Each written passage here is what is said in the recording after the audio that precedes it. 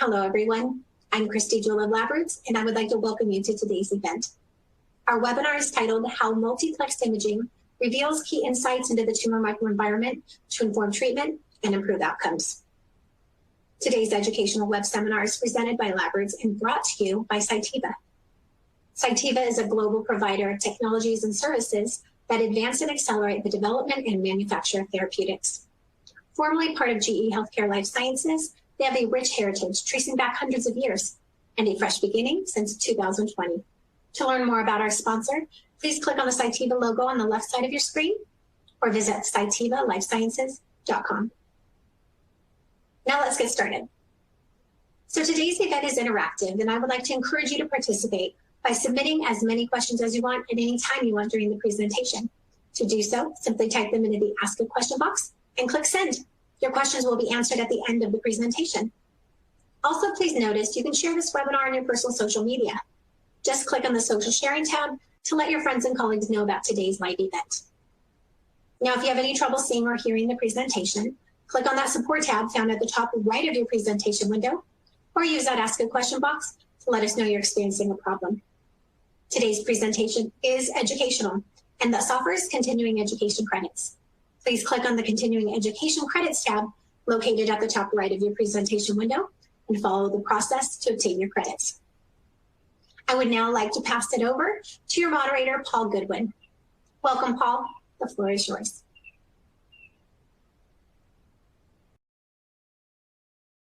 Christy, thank you very much for your introduction. I'm looking forward to telling you about our multiplex imaging and the role in understanding the tissue microenvironment. I'm Paul Goodwin, as Christy introduced. I'll be talking about the resurgence of multiplex immunohistochemistry and a bit of the history of the field. I'll be followed by Dr. Fiona Ginty, who is a researcher and technical manager in biosciences at the GE Research Center. She'll be telling us about cell dive imaging, a decade of research, validation, and translation. And then we'll be followed by Prachi Bogetto. Prachi is the diagnostic segment leader and marketing leader for cell analysis within Cytiva, and she'll be talking to us about the cell dive imaging, advancing cancer research and care. I'd like to start us off by looking at the history and resurgence of multiplex immunohistochemistry. And to me, this story starts with cancer. If you think of cancer, and I know for a long time I was locked in my career thinking of cancer as a disease of genetics and the cell cycle, but that's part of the story. So as cells are exposed to the environment, they have a genetic history and the age of the individual. You accumulate a series of mitotic, a series of genetic defects in the cells. This leads to loss of control of mitosis, which then means that checkpoints, the proofreading of the genome, gets skipped, which leads to more genetic instability, which leads to more mutations, which leads to more skipping, et cetera. But that's only part of the story. That leads to unchecked cell growth. The other part of cancer is a loss of identity. So cells live within an environment, and they understand who they are, what they're supposed to be doing because of the environment around them. If they lose their ability to sense that environment and interact with other cells in that environment, again, because of the cells themselves, their environment, or the age, they then lose their identity and they don't think they no longer belong where they are. And so they'll go walkabout. We call that metastasis. And those cells will go and try to find a new environment where they feel more at home, which can lead to more disruption of their sensing of the environment, which leads to more metastasis, et cetera. So if we want to understand immuno-oncology, or the interaction of the immune system and cancer, we have to realize that cancer is not just a genetic disease. There also is a wide and meaningful dynamic range for many structures and objects that are important for understanding the interaction of not only the genetic defects within the cells, but also their interaction with the environment. So it's not enough to know that how many cells I have per area. I also may need to know the intensity or the mass of staining per area. There are also many, many different components within the tissue and within the cells I need to understand. And it also is very important to realize that anatomical context, the sense of place, is really critical to understanding what's going on in a tumor, and just knowing what cells are there through looking at transcriptomics or binding and grinding and measuring protein concentrations is insufficient to fully understand the tumor. So if I want to make a system that will allow me to study that complex microenvironment, I need a system that is both sensitive, that is, it has a very high signal-to-noise ratio. It's specific, that is, I can identify the specific signals I'm interested in measuring and dissociate them from the background and from non-specific interactions. They need to have a dynamic range. 1 and 0 is not sufficient. I need a range, and that range needs to be linear so I can trust it. I also need to look at many, many factors in the same sample. And serial sectioning is usually insufficient because of the size of the cells that we're looking at and the size of the structures we're trying to identify. As I said, anatomical context is essential.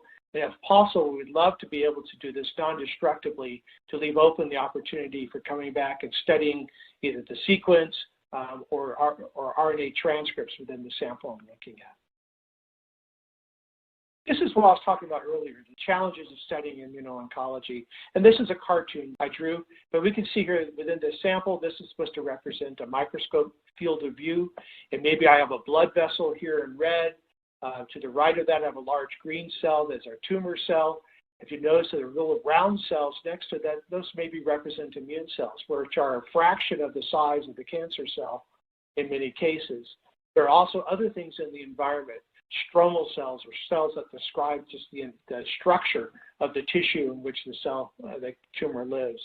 There also are proteins and other microstructures that all interact with the tumor cell to define this environment and that go about defining this exact tumor when I want to better understand it. So how do biologists understand this kind of environment today? Well, historically, the microscope was invented in the 17th century, and we had the ability to start looking at things that were smaller than we could see with our naked eye. But if you just look at a piece of tissue, and so on the left-hand side here, we see a section of mouse lung that is just thinly sliced and put on the microscope slide. You can see it's very difficult to see any structure, to see any cells of that. But fortunately, the early microscopists were also very much involved with the textile industry. And so one of the first things they did was they took textile dyes, things that they would use to stain fabric blue or pink, and they applied those to the microscope slide, and suddenly structure became apparent. And so in the slide on the right, we can see pink, which is stained with eosin, and purple dots, which are the nuclei of the cells, that stain the nucleus. That science is called histochemistry.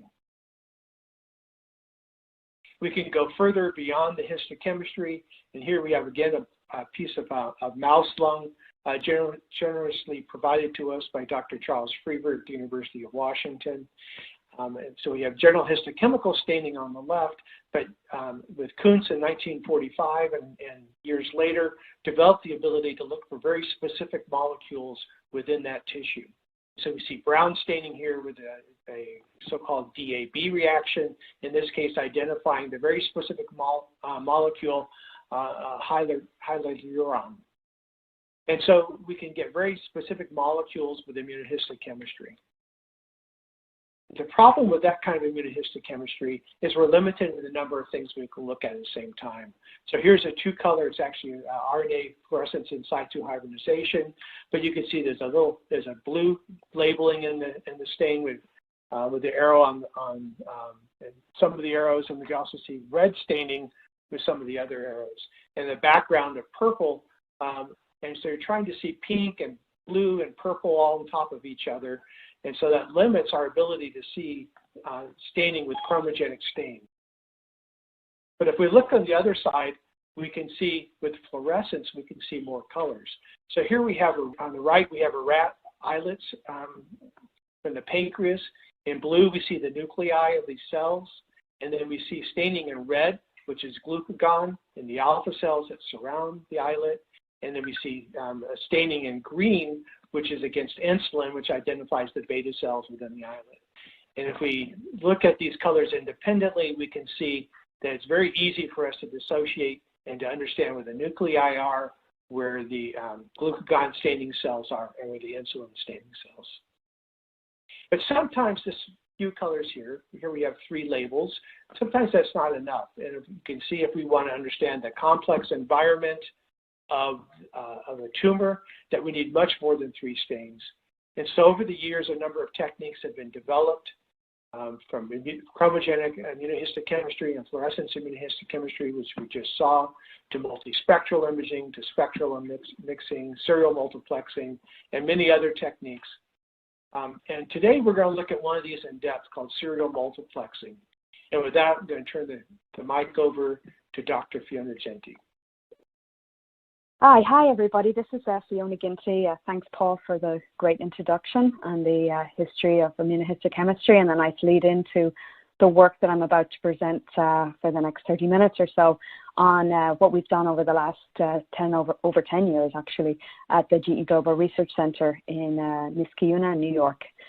So I'm going to just give you a sort of a step back in history, but also start with where we are today in terms of spatial cell biology and the sort of importance that sort of bear in mind. Some of you are new to this, some of you are studying this for some time now, but really spatial cell biology is opening up new insights into health and disease as regards looking at diseases at a single cell level really allows us to understand how and why disease progress and gives us new insights into heterogeneity, into the types of cell types involved, the immune cells, the different functionalities of those cells, and the microenvironment and the stroma around those cells, and potentially the crosstalk between those two environments.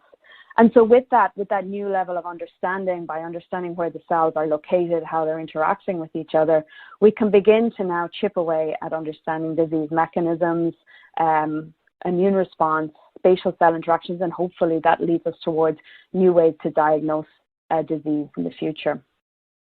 Now, when we started this work over 10 years ago, we really started with a blank slate and at the time thought really deeply about why we wanted to go into pathology. And we, as GE, as a storied history and in medical imaging, looked at what we had done in radiology and that transition from analog to digital in radiology, and saw really an opportunity in the pathology space for making that transition to digitized images and the potential value of that. And there were other companies working at that at the time, but we saw the key opportunities around speed, usability for the pathologist, and then the content within the image.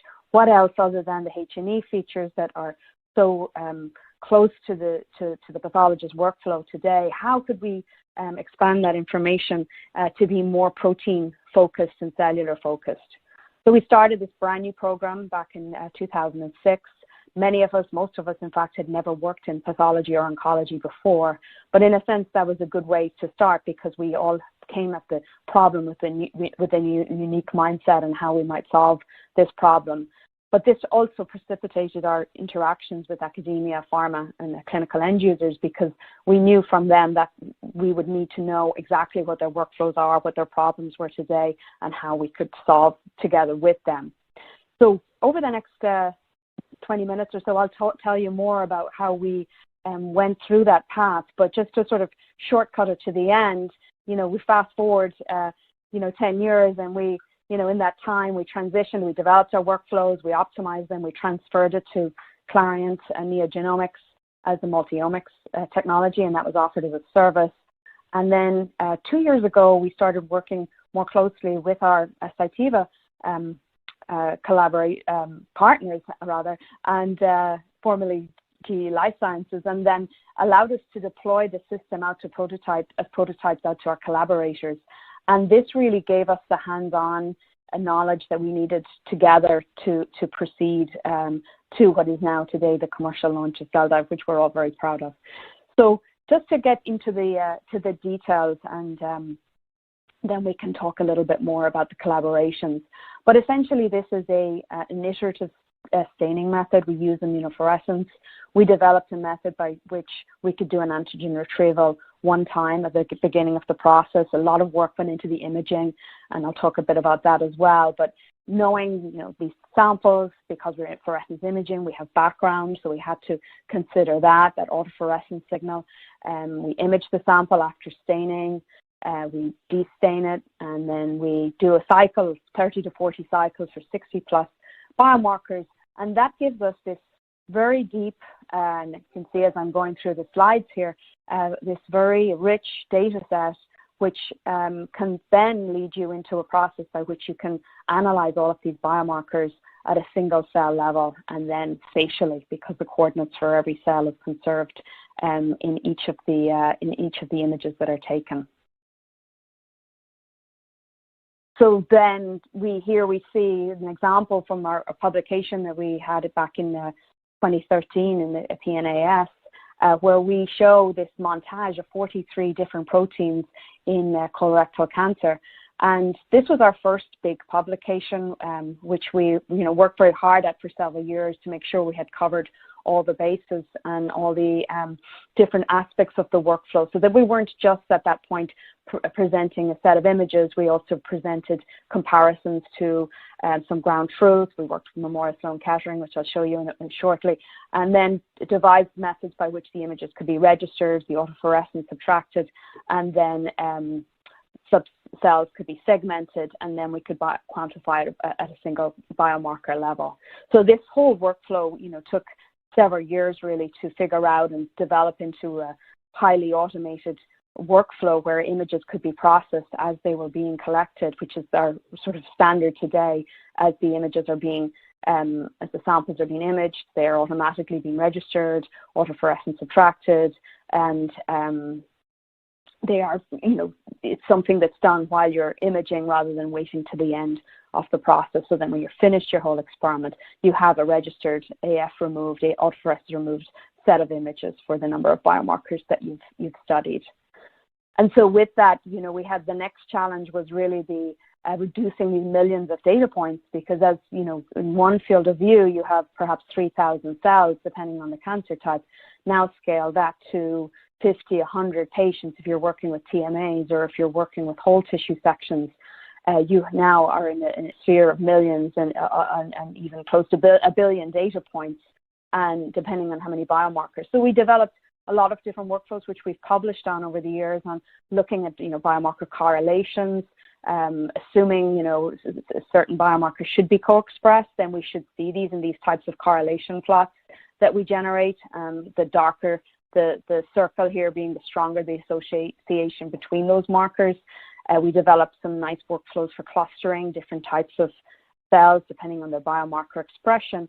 And then working with our collaborators, we translated all of that workflow to real-life examples. And in this example I'll talk about again later in ductal carcinoma in situ, you can see where we look at both the lesion area, which is colored in brown. It's a very homogeneous group of cells, as opposed to the patient below it, which is more heterogeneous, there's more colors present. And you also see, interestingly, in this particular patient, the same sample, a lot of immune cells around the outside of the lesion, and on the patient below that, less immune cells. So we're actually doing a larger study on this at the moment with Indiana University. So then with that, you really open up the door. Once you've got your workflows down, you're confident about the reproducibility. You have the antibody validation, which was another huge part of what we've done over the last 10 years.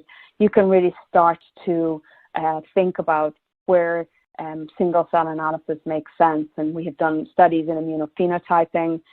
We've looked at the signaling pathway heterogeneity. This was also part of the PNAS paper. And then we've also more recently started working in neurology and applying the same workflows. Now, with all of that, of course, we have to consider the hardware itself. And so a key part of what we've done over the last 10 years is really ensuring that the quality of the images is consistent. There's a calibration workflow that we put in place to ensure that the systems can be compared to each other, the data output can be compared to each other. And this was carried forward over the last 10 years when we implemented the workflow at NeoGenomics. These calibrations were also put in place. And so it's just been a hallmark of our workflow and ensures really the quality of the data at the end of a study and allows it to be comparable to other subsequent data sets in the future. Now, just so that we can sort of not certainly take credit for all of the work that we did. Our team is a multidisciplinary team. We're really, you know, is an amazing team to work with over the last decade. We're comprised of biologists and chemists and engineers and computer vision scientists and statisticians and physicists and you name it. But we, you know, the beauty of this team was that we were able to work closely with these collaborators, and I'm just going to mention a few today.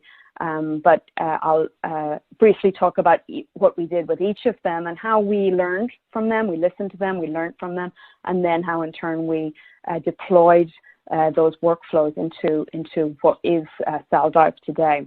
So I'll talk a little bit about Memorial Sloan Kettering Cancer Center, fantastic collaborators, Eli Lilly, pharmaceutical company, and then our various NIH programs, which we are awards that we achieved in collaboration with several different collaborators across the US and internationally as well. So really, so I'll start with Memorial Sloan Kettering Cancer Center, or MSKCC. We really worked with them from day one. Back in 2006, we were really learning from scratch about the pathology space, and you know, spent many days down in their pathology department, watching them, watching the pathologists, watching the workflows, understanding what could be changed and what could not be changed within the standard immunohistochemistry workflow. A few key things that we learned during this time.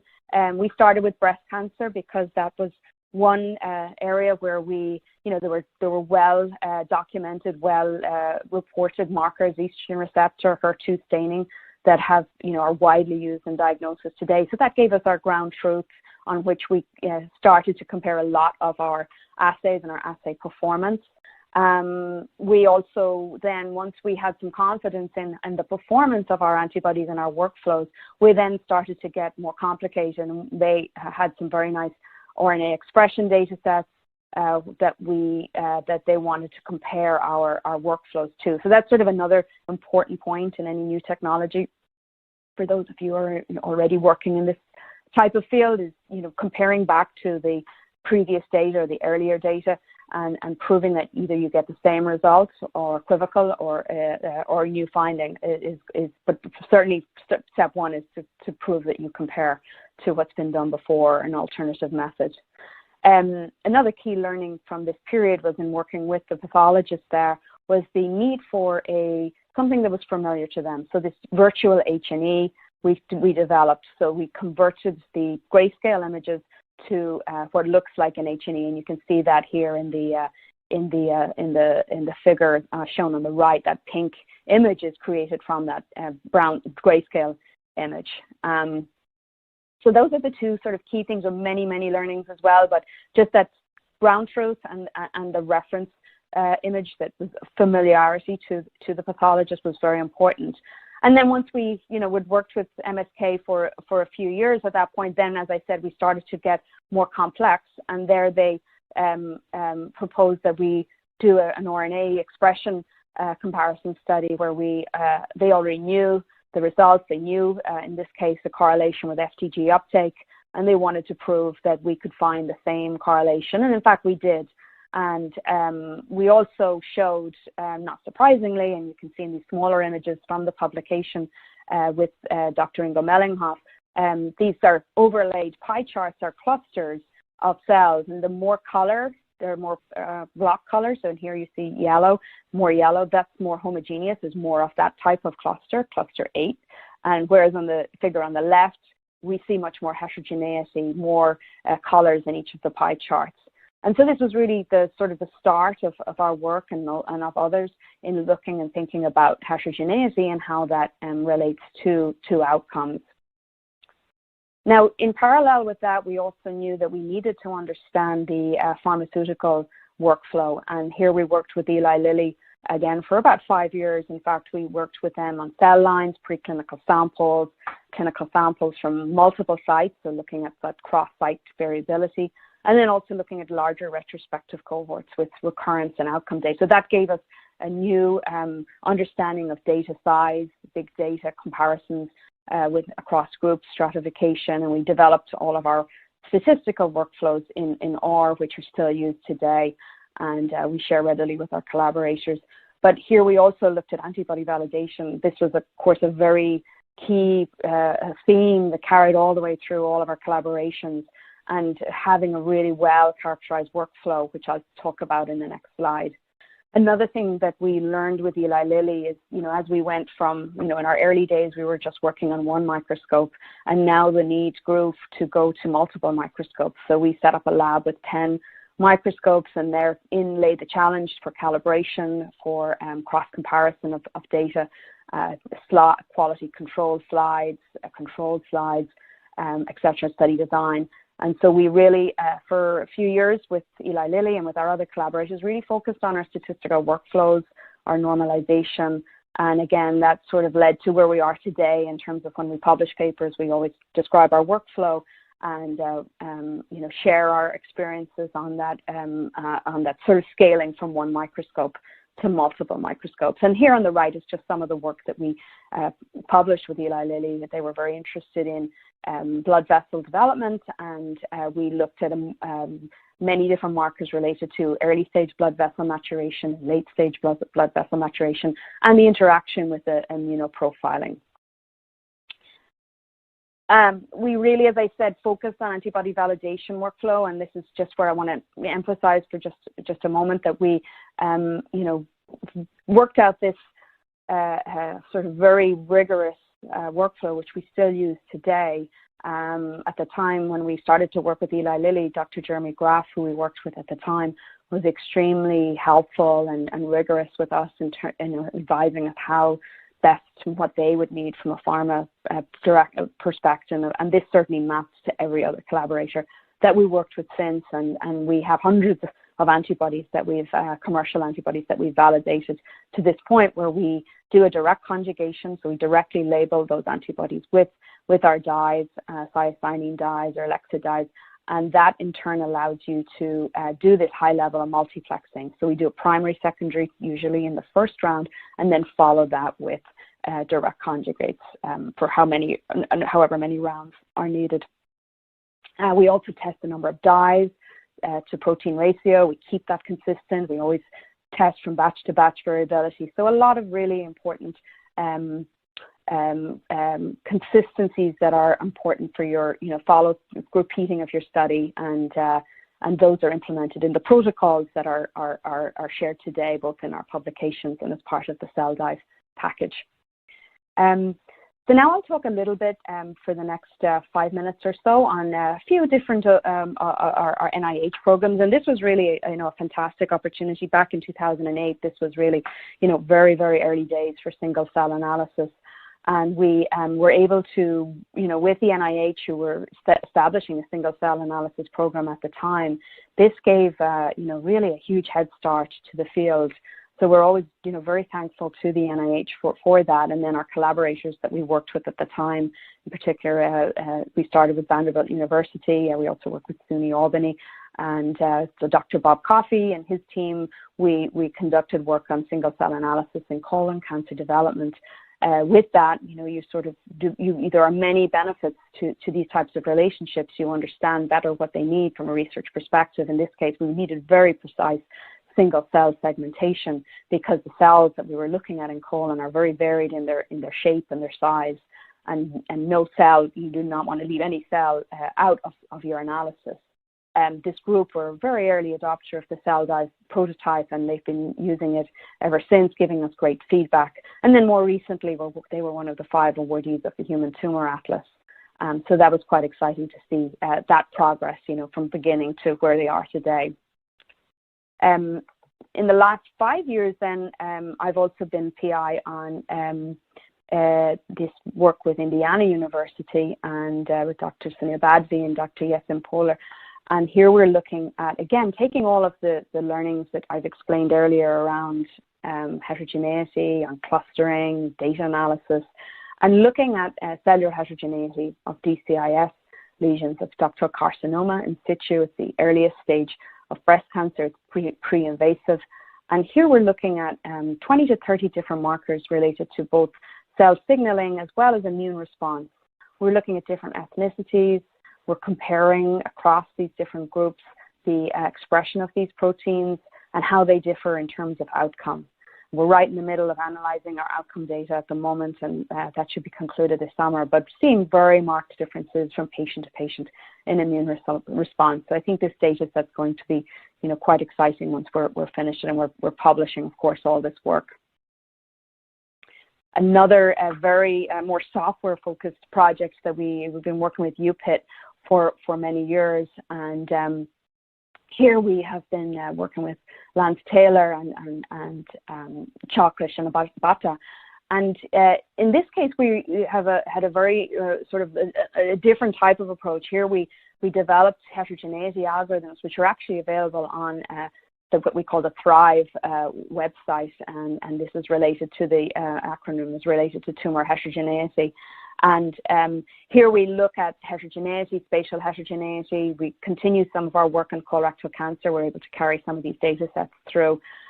We have shown in this web-based analysis that we can both conduct very simple single cell analysis as well as the metrics for quantifying heterogeneity. And both these work are published, and we continue to have a very good relationship with University of Pittsburgh and that team. Now, we, of course, mostly focused our work around oncology to begin with, and for still today, but we did do some very interesting work, and this work is led by Dan Meyer, Dr. Dan Meyer at the GE Research Center. And here he's extended cell dive workflow to neuroscience, and taking many of the same concepts, but of course neurology is a very different beast to oncology, but looking at molecular diversity, cellular interactions, and the microenvironmental factors in brain and the underlying mechanisms of neurodegeneration. And he has also been a recipient of several awards from the NIH, working with UCSF, Mount Sinai, and Boston University. And so we've been working for the last couple of years on very large cohorts that have been provided by each of these sites, and looking at many of these questions that are very sort of carry through, from disease to disease.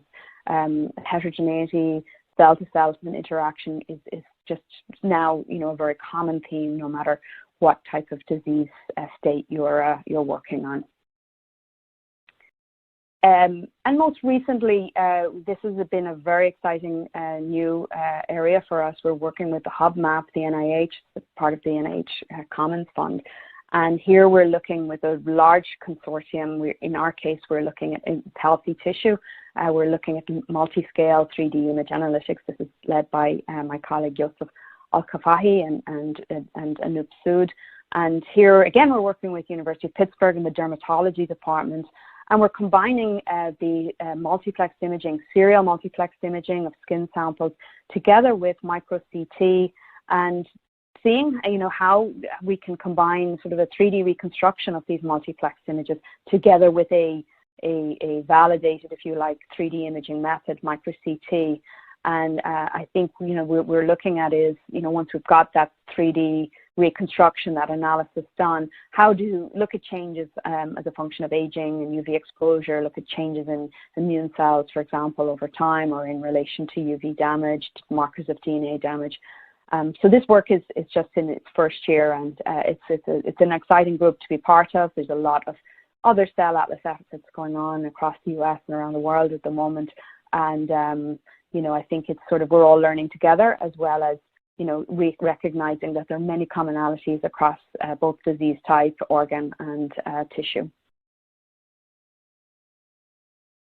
So just to my last slide, before I transition over to Prachi, but, we're sort of close out here on many years and foundation of research, of development of ideas and concepts that we implemented into software and workflows.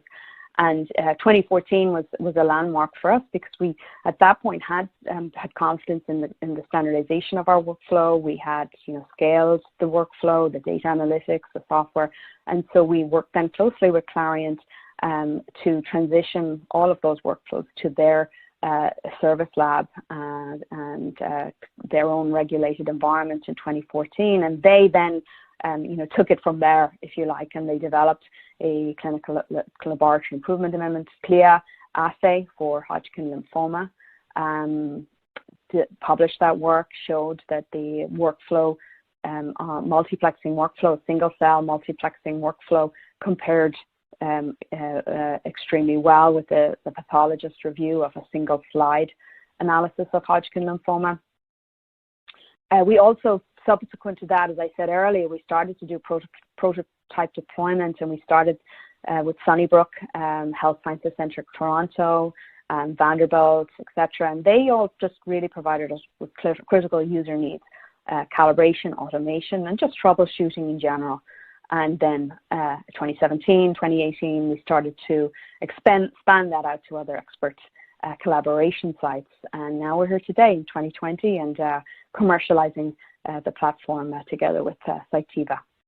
And so I just want to close on this slide just to sort of remind you of how we at the beginning did not know the space. We did not fully understand the space as scientists and engineers, but we listened, we learned, we developed robust protocols. We took all our feedback and turned it into a workflow that was relevant. And we focused on disease-specific applications to show the utility of what we were doing and why. And we just tried along the way to publish and continuously improve our workflows so that they stayed current with the times and stayed relevant. And so with that, I'm happy to transfer over to Prachi Bogetto, and she'll tell you more about the cell dive imaging workflow. Hi, everybody. I'm Prachi Bogetto. Thank you, Fiona, for walking us through all of the development that went into the cell dive multiplexed imaging solution, which is what I will be talking about for the next 10 minutes or so. So as we heard from Paul, we've seen a resurgence in multiplexed imaging. The real driver for that is the advent of immuno-oncology and therapies that harness a patient's immune system to fight cancer. The imaging technologies we had in the past do not provide rich enough data to help us guide these therapies for patients to better outcomes, but also to give us the information we need about the immune system of patients to develop better therapies in the future. The present imaging, as you see in the traditional H&E, in this case this is a virtual H&E as Fiona described, gives us some very rough information. First and most important, is this tissue cancerous or not? It gives us some information about the types and number of cells in the tumor and around the tumor.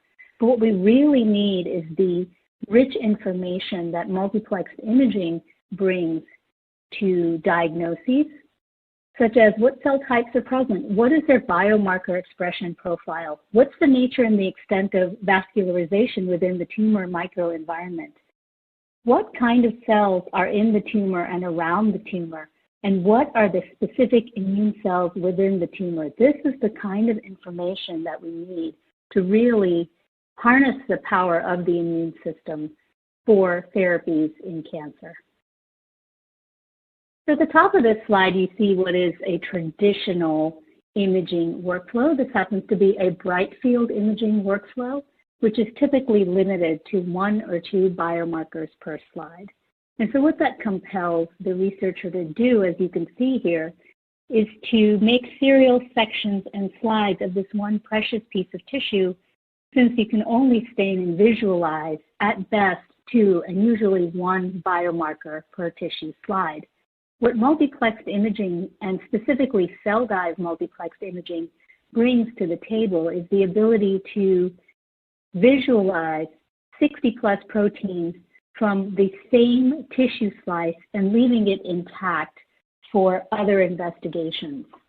So as Fiona described, it took many, many years to refine both the staining and the imaging for this particular technology.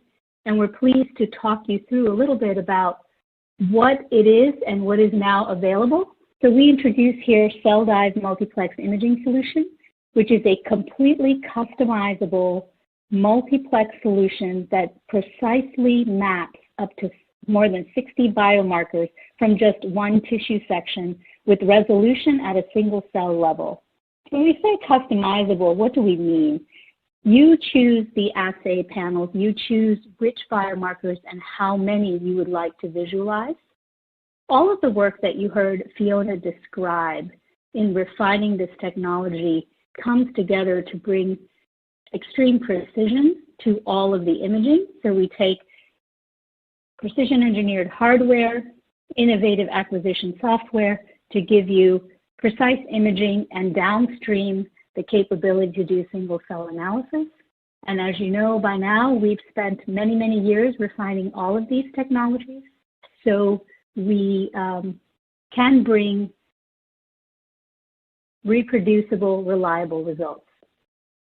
So what are the components of the CellDyes multiplex imaging system? So you've taken all of the innovation in the workflow, which Fiona described and I will describe a little bit later, and the acquisition software, together with a vast list of validated, commercially available antibodies, and package them into a license. The second component is the imager, which I'll discuss in detail later. And the third piece is analysis software. We've chosen to partner with Indica Labs and their software platform, Halo. And I'll talk a little bit in detail about why we think Halo is the best choice to interpret the results from this kind of imaging. So at a high level, the CellDyes multiplex imaging solution workflow is displayed on this slide. In terms of inputs, you can input an entire tissue slide. So the system is capable of handling the standard tissue size of a human biopsy. You have the option to choose within that whole piece of tissue individual regions of interest. You can also input a tissue microarray. There are 5 steps to the imaging and staining rounds. You need the background autofluorescence imaging, stain the sample, image the sample. The system does the image processing and alignment for you. You inactivate the dye, and this process can be repeated as many times as you need for 60+ biomarker visualization. Downstream, then, you would analyze the data and interpret the results from your imaging. So at a high level, that's the workflow. That's what enables the imaging of 60+ biomarkers. Biomarker panel design. So when we say completely customizable, that's really what we mean. You choose the biomarkers, you choose which biomarkers. The CellDyes solution includes a list of thoughtfully curated antibodies, all of which are commercially available. There are polyclonals, monoclonals, mouse and human, antibodies that relate to well-studied and understood disease states and signaling pathways, including the most prevalent modalities of cancer. And if this list doesn't include antibodies that pertain to your area of research, there is within the software a very detailed protocol to allow you to characterize your own antibodies. So we provide you complete flexibility in terms of panel design. Let's dig a little bit deeper into the dye inactivation process that really allows the cyclical staining that leaves your tissue intact. So the tissue is stained with DAPI as a nuclear stain. This is what allows the image registration of serial images, and then up to 4 dye-conjugated antibodies at one time. The dyes themselves are inactivated to turn off the dye molecules so the samples are not damaged. And this is really what allows for the cyclical nature of the staining. As you saw in some of the work Fiona presented, the first patent for this serial staining and deactivation was issued in 2009. It's been significantly refined since then. So to image the slides that have been stained with this process. We've created a purpose-built software suite. Really, the goal is to make multiplexing seamless for the user. The software itself tracks every single slide in the process, so that allows you to do studies with a large number of slides. It allows you to do different studies interrupting each other without having to keep track of which particular slide is where in the workflow. Within the software, there's an automated calibration routine, so that allows you to correlate your data across multiple slides, across multiple studies, and across multiple imagers, should that be the case. All of the image processing and alignment is automated and refined, and this is really what enables the downstream single-cell analysis. The software is coupled with the imager. The imager is built on our InCell platform, which we released in 2001. We are experts in precision engineering, and this system is fast, precise, and sensitive. We made some improvements to better facilitate tissue imaging. So the system is capable of imaging in 5 channels or wavelengths at the same time. The barcode reader is integrated with the system and with the software, so this is how you can track your slides. It's compatible with a slide handling robot, so you can walk away while it does the imaging, the image processing, and image alignment. It has a large maximum imaging area. It can handle very large tissue with absolutely no issues.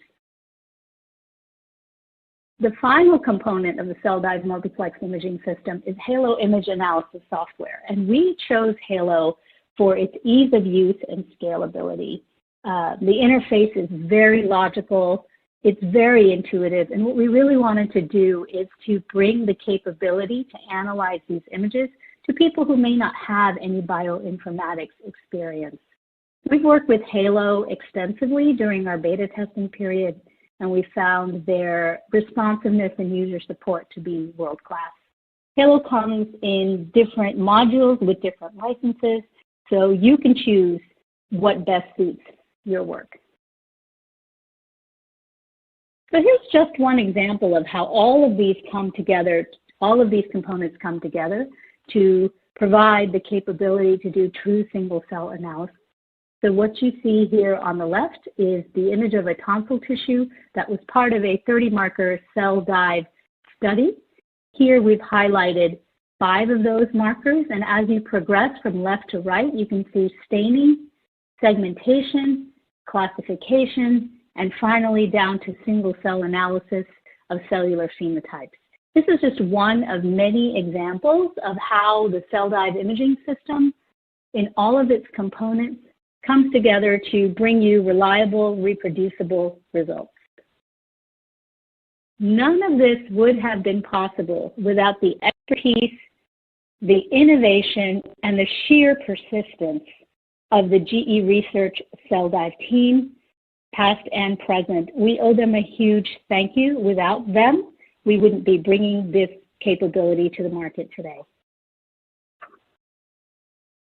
So we'd love to keep in touch with you. If you'd like more information, you can go to cytiva.com/CellDive or drop us a note, cell.dive@cytiva.com. Thank you for your time and attention today, and we'd be happy to take questions.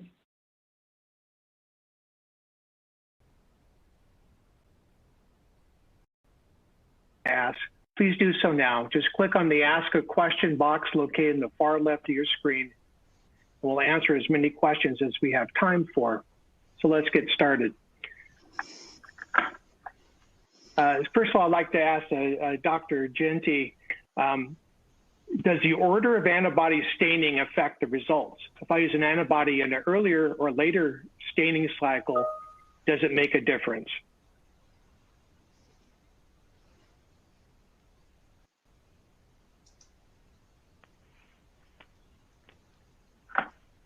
Can't hear.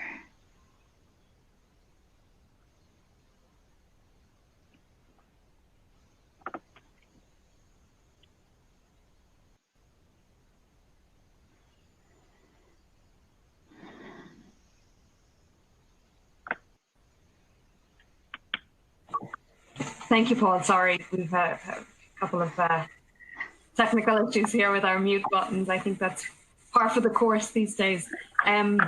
Yes, we do, when we validate our antibody workflow, there's a few things to consider in the selection of position in the multiplexing sequence.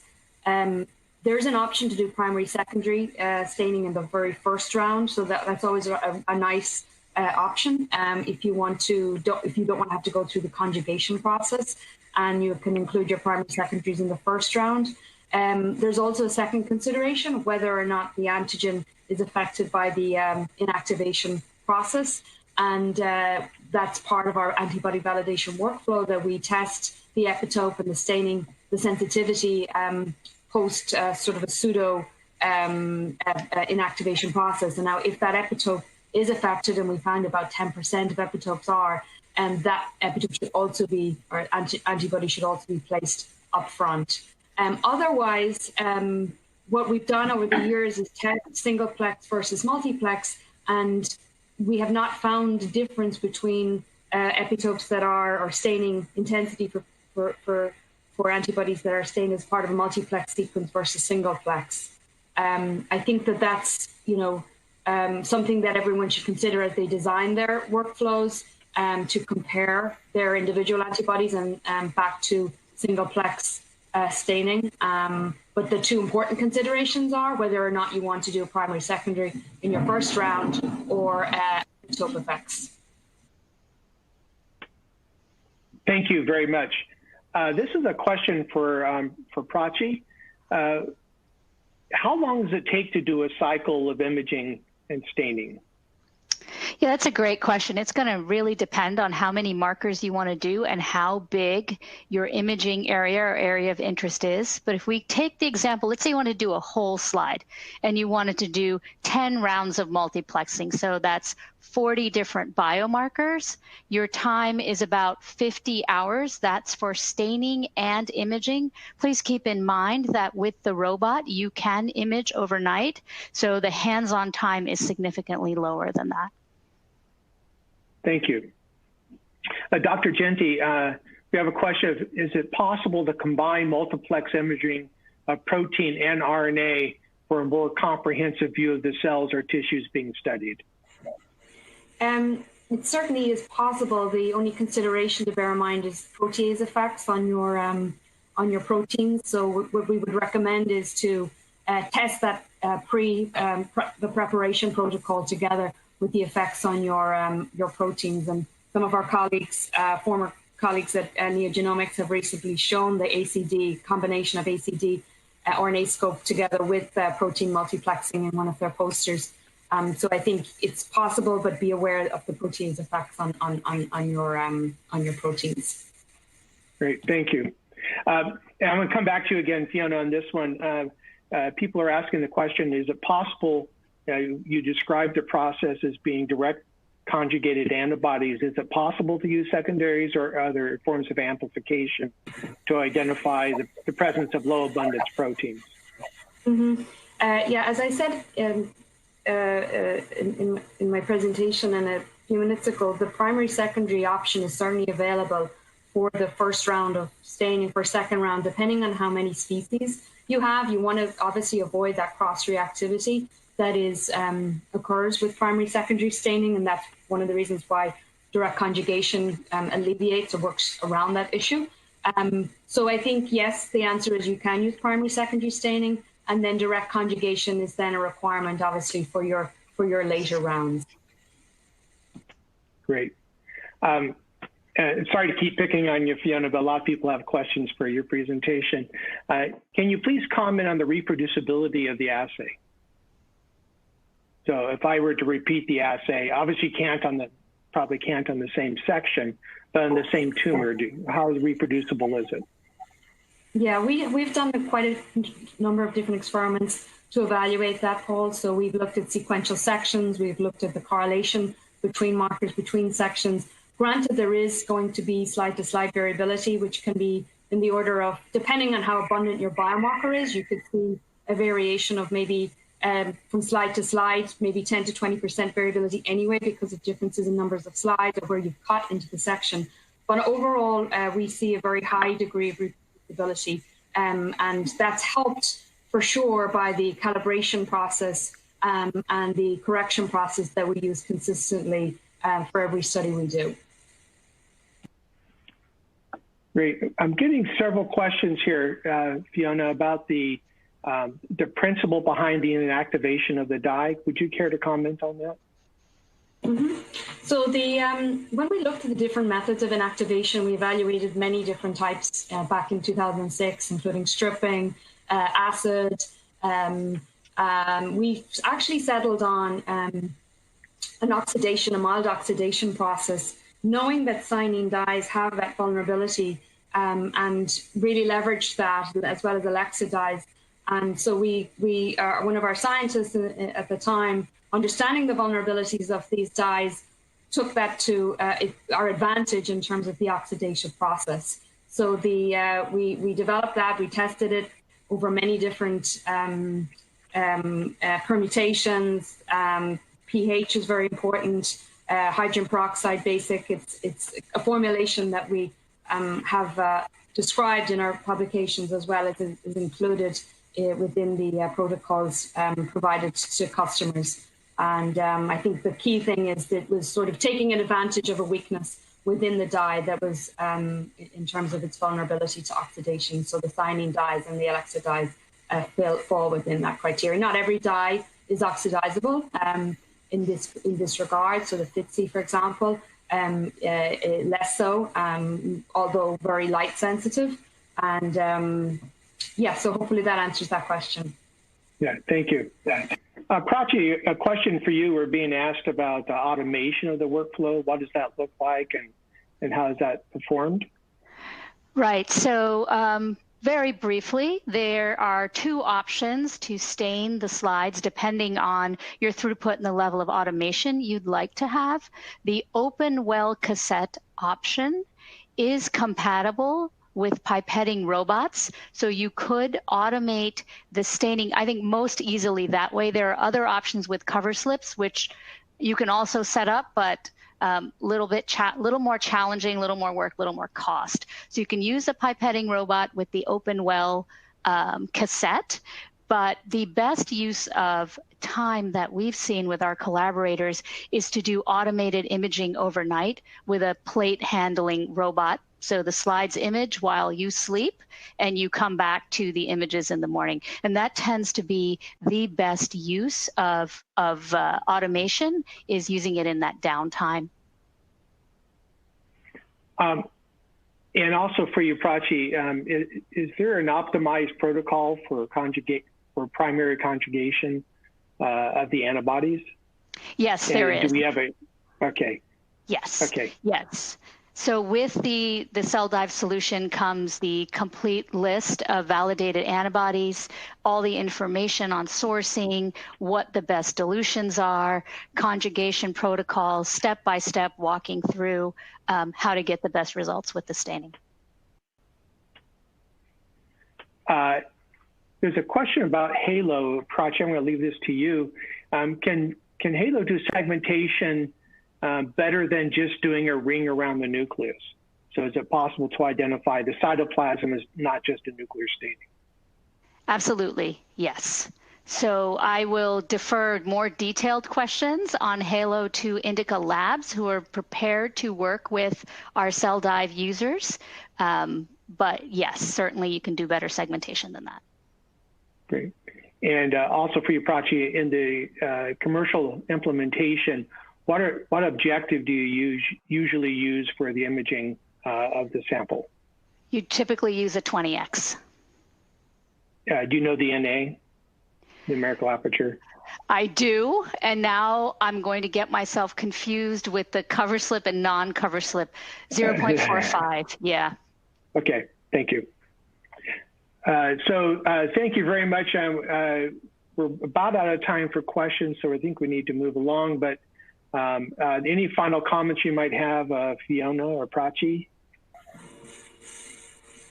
Just glad to have the audience. Okay. Thank you. Absolutely. Yeah, thank you. Thank you for your time. Yeah. So thank you for your time today and your important research. We'd also like to thank LabRoots and Cytiva for underwriting today's educational webcast. Before we go, I'd like to thank the audience for joining us today and their interesting questions. Questions that we did not have time to answer, but were submitted on demand, we will be addressing, and we will get back to you by email. I'd like to again thank Dr. Fiona Ginty and Ms. Prachi Bogetto for their time. We'd also like to thank LabRoots for helping with today's broadcast. The broadcast can be viewed on demand. LabRoots will be sending via email a link to Bill so you can replay it. I know there were some people on the Far East who were having difficulties with connectivity today, and I think this will allow you to hear the seminar in its totality. Thank you very much. Have a pleasant day. We look forward to talking to you again. Goodbye.